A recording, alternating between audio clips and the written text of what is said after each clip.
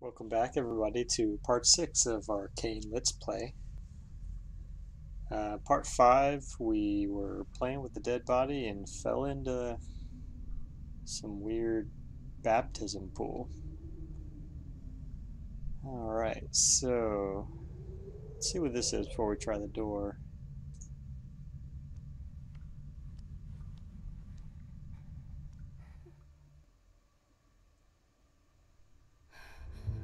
Speak of the devil. What do you see? Cayne. I think this is Henry Cayne. Hendry is dead. Well, hallelujah then. He's here. Alive? In stasis. Yes. I know you're in there. Trust me. I know. You don't have to remind me. I can feel you, all right?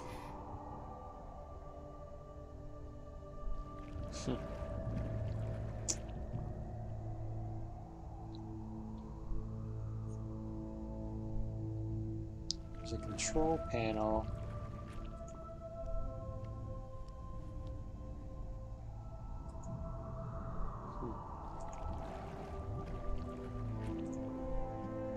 What do we got again? Some PDT parts, a whip, data records. I wonder if this picture's ever gonna be used. Alright, let's check out the control panel.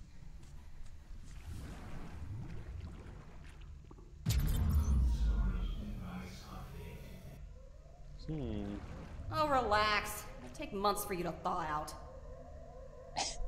Okay. Guess we just stole that from him. Can we leave? Oh, yeah.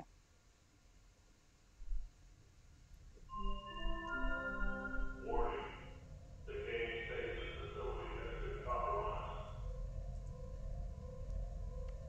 compromised. Whoopsie.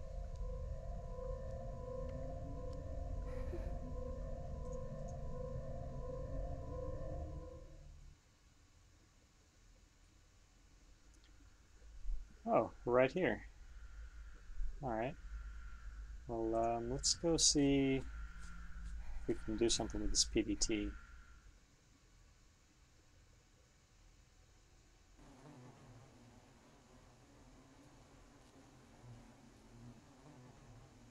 Oh, wrong room.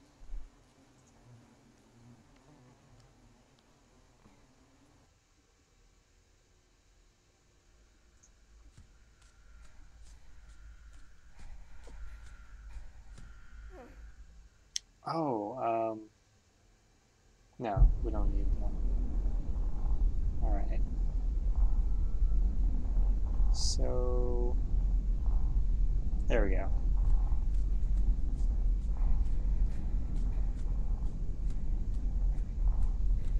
Still have one more room to open before we can get to the elevator.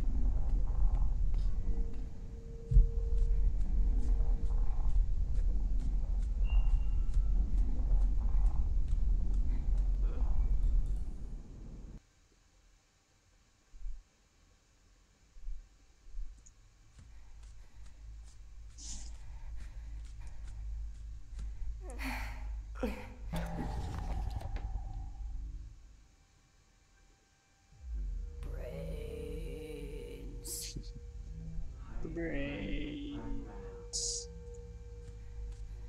Alright. Hi friend, I'm Ralph. Let's pray into PDT together. So we have two of the parts.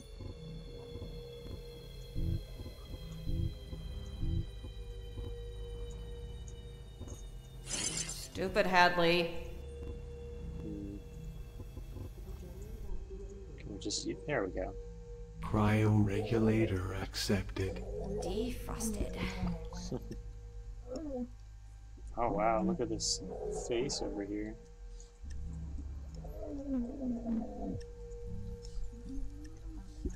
Let's give him a blank PDT. I wonder what happens if we give him a broken one. Blank PDT accepted. That fits nicely. But Template, I'm not so sure. We don't have that yet.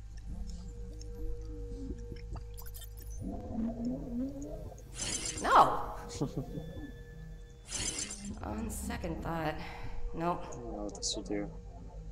Template P. Oh, wow. Accepted. Awesome. Interesting. Glad I don't have to touch that again. Oh, let's do it. Printing. Oh, wonderful.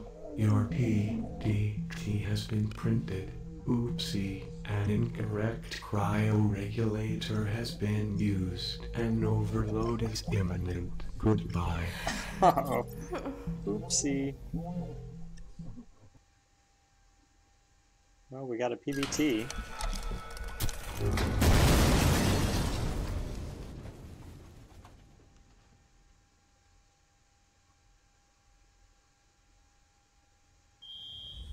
Oh dear. Screwed that up.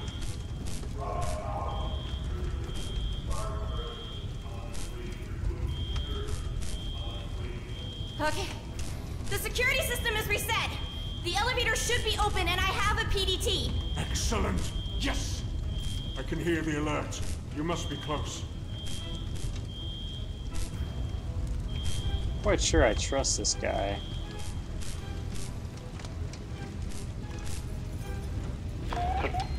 Oh, we've seen this before. Just checking.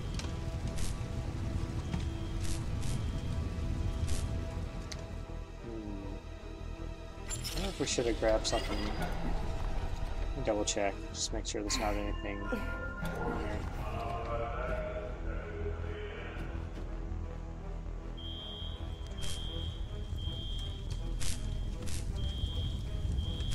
Nope.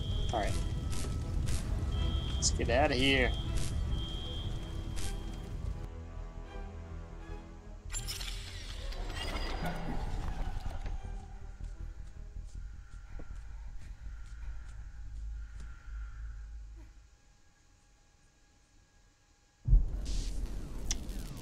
Alright, so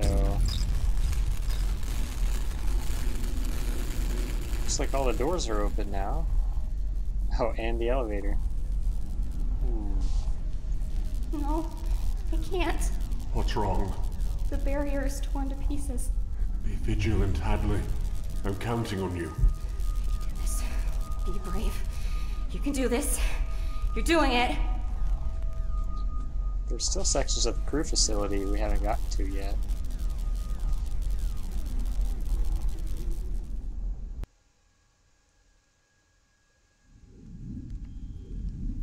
Hadley, my dearest little girl, my sweet creature. You're alive. Do you know me? Know you? Oh, my girl. I know you better than you know yourself right now. Oh, God. Adams will suffice. Hadley, you need to go. No. And how is the masterpiece inside of you? Healthy, I hope. Growing quickly now, I'm sure. It's nearly time. What do you mean? Our baby, Hadley. Don't talk about my baby. Why did you take me? You were the right person in the right place at the right time.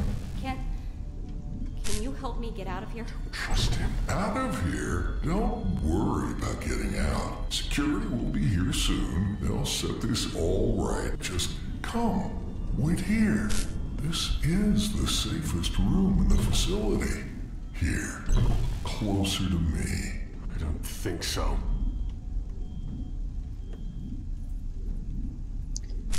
Oh, so this is the first real person we've met. It's Dr. Adams. Let's see.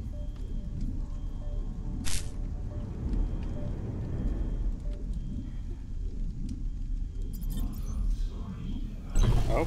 What is that thing out there? Samantha. A grotesque violation of genetics. But she is locked away. Joseph managed to lure her behind the loading fence. Quite the action hero, our Joseph.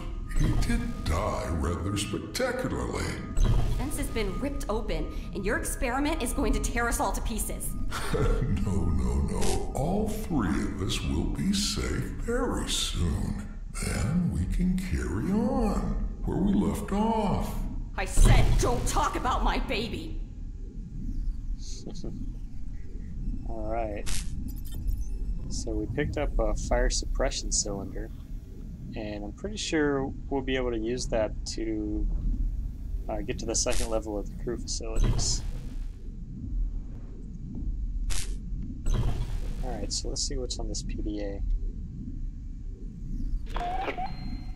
I'm afraid that most of that information may be a little above your head. Tempted to stick around just to see this place burn. Alright. So, for Dr. Adams, we've got February 14th. The Day of Love.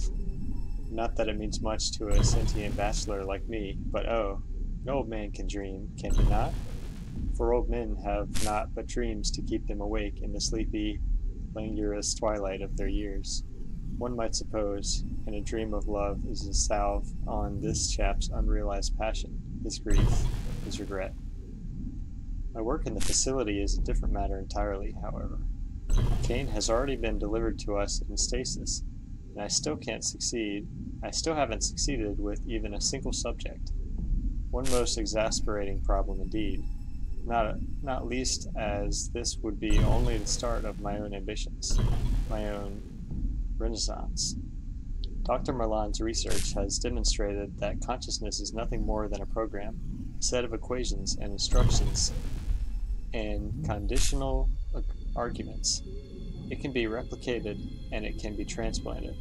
But much like the body's immune response may reject a transplanted limb, so this body's most basic neural encoding, its inherent sense of self, or what Freud called the id, may also reject a transplanted consciousness.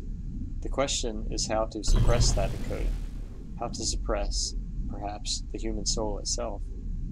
And instead of looking at an answer, instead of solving the predicament of human mortality, I am dreaming of Joseph Bueno eating me. It's rather arousing. Alright.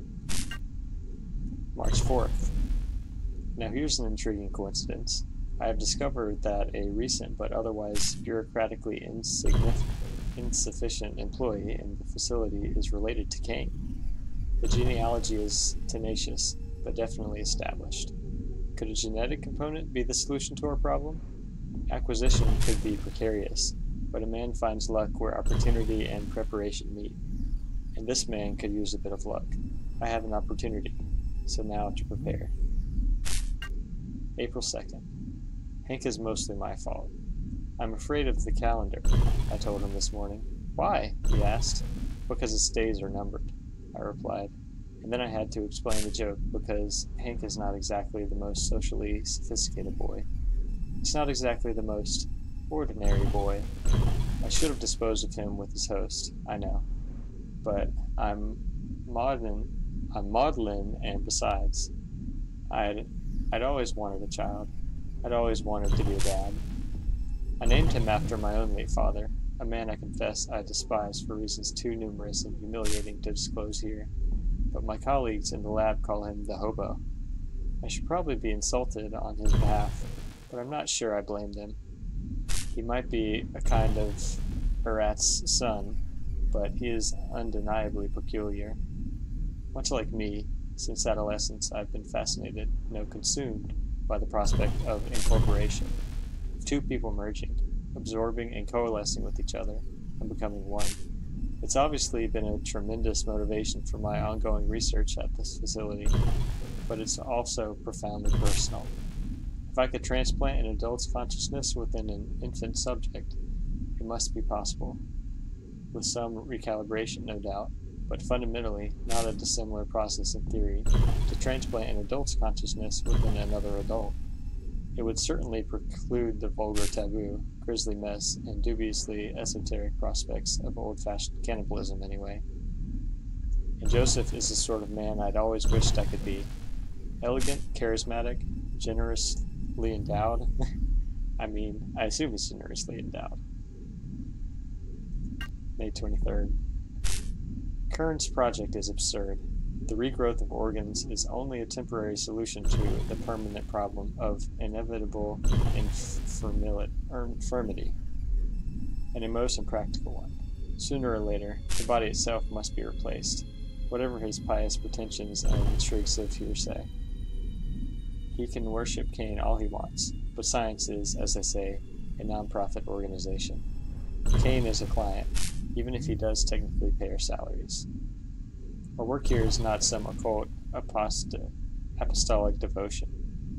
It is legitimate, if maybe not entirely ethical, I'll concede. Medical research for the future prosperity of humanity, or the future prosperity of our facility. In Ralph's case. We're all about maximizing efficiency over here, and we didn't need a health and fitness officer when everybody who works in this lab is already a medical professional. In the meantime, progress on my own special order is exceeding expectations.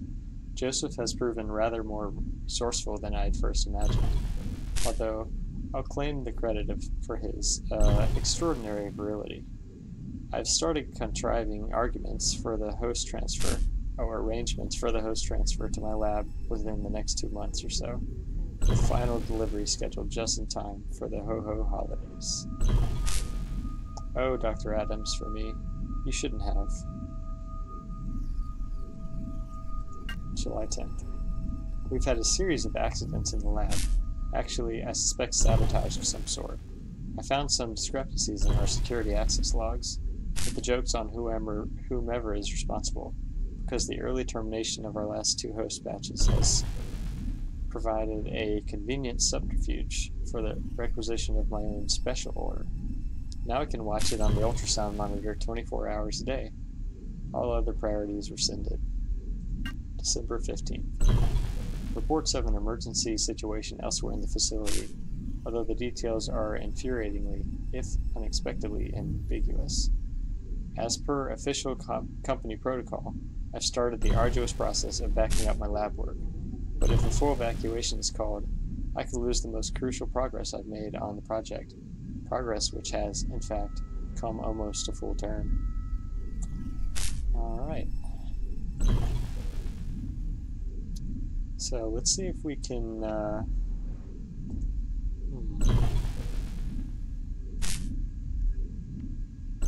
let's see if we can use this fire suppression canister on the stairway. You can't leave me. And it just did.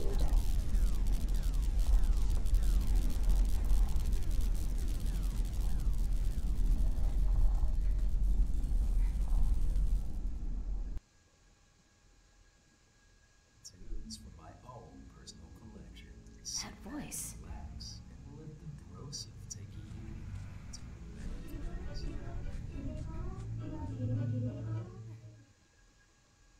I guess now we know why she recognizes the voice. She knows Joseph. Alright, let's see if this is what we're supposed to do. Excellent! And I totally knew it was going to do that.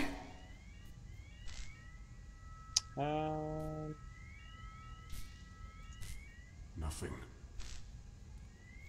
I think that's what scares me.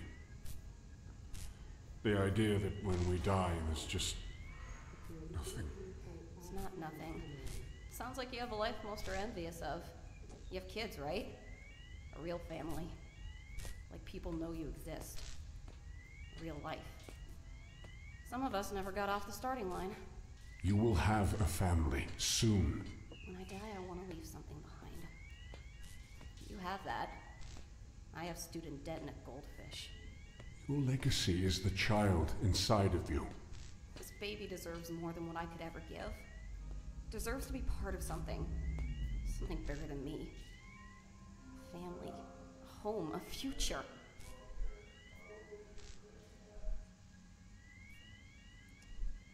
Alright, so we have another PDA.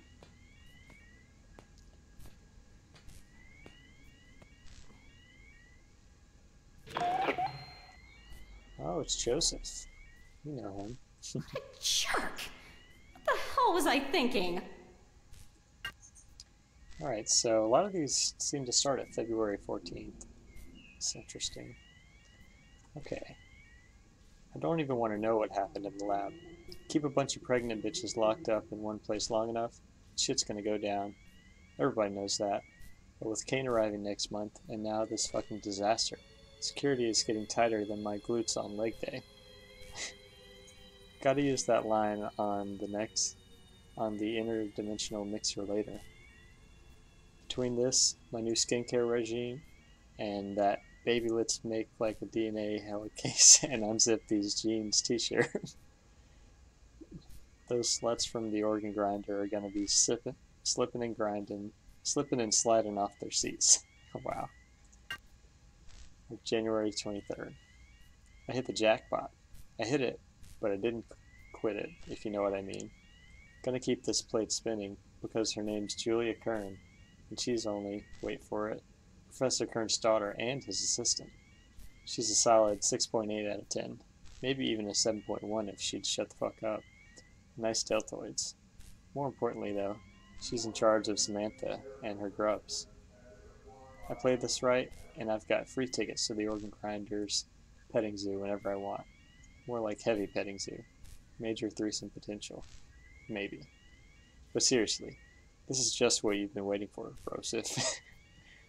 I might even get to cop a feel of Samantha. Just thinking about her is getting me so hot. The new batch of hosts is going to feel that burn tomorrow. Oh wow. Broseph. February 12th. These are kind of out of order. Got some annoying new guy bothering us in the lab about the facility's new perpetual quantum power system. Danny something or other. Total beta. He's even got a fucking pet bird. Had it sit through a whole presentation about shit. I don't know. I don't pay attention to chumps. I was too busy dreaming about the nasty things I'm going to do with Samantha. Julia gave me the grand tour around the organ grinder yesterday. I noticed a spare larvae incubation canister in one of the storerooms. It's a bit busted up, but I think I could fix it. The real problem is liberating some of those grubs. But just imagine, I could grow my very own sexy mermaid monster. Maybe I could even put it in a requisition to Cayne Tech for the extra orifice mod. In the meantime, though, I've been cooking up a new sedative mix for the lab host that keeps them nice and compliant. But also just a bit awake. You know, low enough consciousness to keep the EEG normal, but high enough that they know when I'm working on my special projects. Gotta keep myself busy, you know? March 18th. There's something wrong with the food. I swear, people are shitting out of their eyes. I told one of the interns that Danny's been dosing the rations with radioactive goo, because fuck that guy and his dumbass bird. And it's totally the kind of thing a beta loser like him would do for attention anyway. What the fuck is up with his cheese diet? Sure enough, everybody was blaming that asshole in about 2 hours. Managed to grab that larvae incubator and 2 grubs while everybody else was in the lab, just cramming the toilets though. Hello, Grubette and Grublina. April 17th. Adams paid me to hook up with some chick off-site last night. He gave me a bunch of performance enhancement pills. Like this sexual Tyrannosaurus needs it. And I had to get video proof of everything. He was very insistent about that. I didn't know he was into that kinky voyeur shit. Actually, I kind of thought he was into me. That old creeper eyeballs me, like, constantly. Does that make me some kind of, like, hot wife, but a dude version? Is that gay? Whatever. It's cash in the bank and Julia won't ever find out. Like we didn't already have enough shit stains around the facility. Cayne has sent us a fucking health and fitness officer to sort out the food problem, instead of sending us more food. What the hell are those corporates smoking in the boardroom? Because I could use some of that.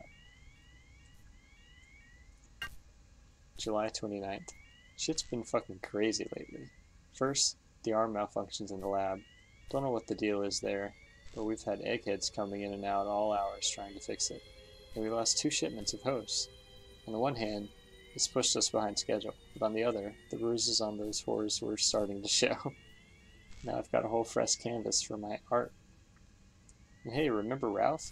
Yeah, Ralph's out. Technically, it's kind of decided he's more useful as the PTD printer's new CPU, and nobody else was more fit or healthy for the position. Now Ralph's doing some real work for the company, and nobody has to worry about logging their macros and carbs and whatever. And I monitor my own anyway. Oh, and somebody found a thing in atmospherics, like some kind of puppet made of rotting body parts. I'm pretty sure it's the hobo's girlfriend or some shit. I guess some guys gotta get it where they can, and let's be honest, who am I to judge? Last but not least, I think Grublina might be pregnant. Yeah, she's definitely getting fatter, and not just because she's fucking ate Grubette. For reals, that is a thing that legit happened. Gnawed at her carcass for like a whole week, and her boobs are getting huge. A little punishment, and they spew grub milk everywhere. It's actually kind of hot, but gross.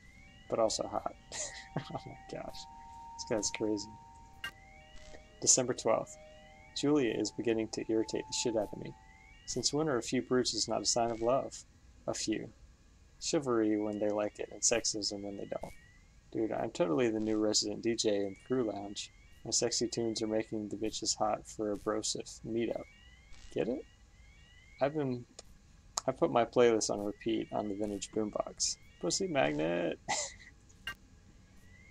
Some kind of emergency drill with the elevator. Don't know what it's about, but it's serious. Ugh. Now somebody's fucking screaming in the corridor. Gotta go, brah. Alright. So that's Joseph. Let's see what's in, I assume, his room?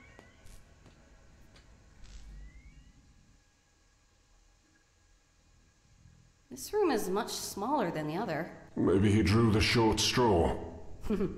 This isn't the only small thing he has. Wow. Alright, let's check out this portrait.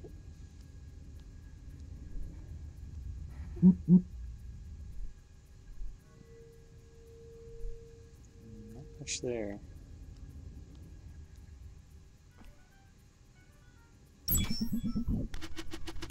DNA sample required.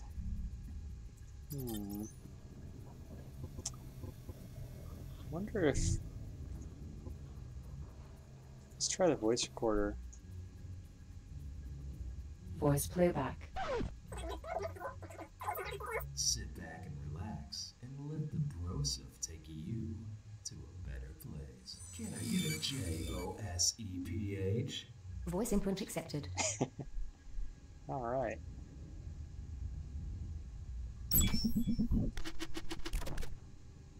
Oh, what? That's weird. This is voice imprint accepted.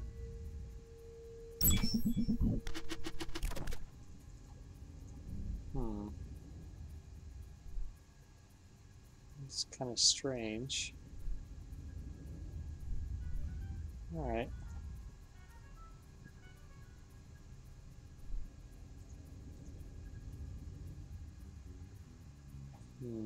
Well, now I need some sort of DNA from him.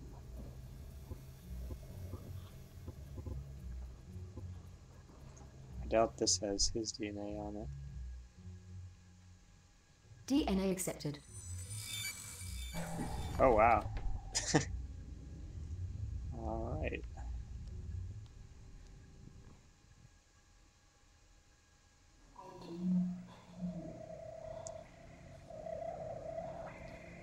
Oh dear. Can you understand me? Do you need, at a loss for words. Alright, so I guess we found Grublina.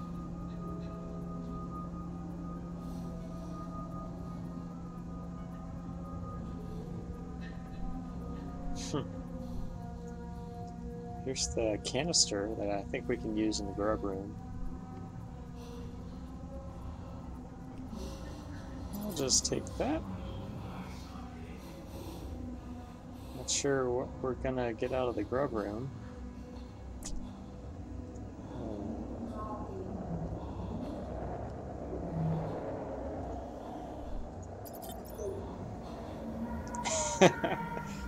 It's probably wrong, but let's try it. Oh, wow. No! Oh, come on. I don't have the stomach for this. Not sure why I thought that would work, but gave us some Grublina milk.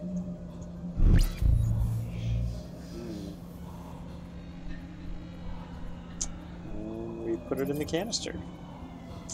Alright. Well, I think that's going to wrap it up for part 6. See you next time.